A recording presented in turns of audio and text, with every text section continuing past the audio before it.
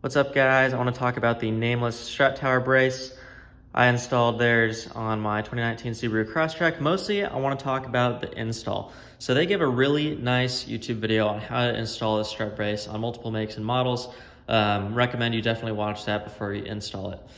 And one thing I just think you should be aware of if you're installing it on one of the newer Crosstrek models is you might have everything go perfectly. You remove the factory nuts, you line it up, and you torque down these front nuts with a deeper 14mm socket. That goes perfectly.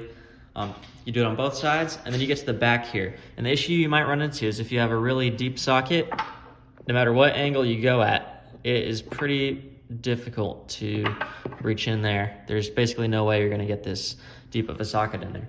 So when I ran into that issue, I said, no problem, I'll just use a shallower one. And then I realized that this goes so deep that you might not be able to actually get a hold of the nut, even though you can fit your wrench back there. So I highly recommend, they even say it in their video, that you may or may not need it, but if it's a newer Crosstrek, you definitely need it, is a U-joint. So go ahead and just put this on one of the shallow nuts.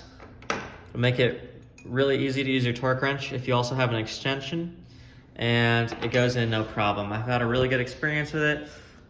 Definitely, you can feel the difference. This isn't necessarily the most performance-based car in the first place. It's a Subaru Crosstrek, but I've really enjoyed the experience of having this strut brace installed. So just figured I'd give that tip to y'all. Thanks, have a good one.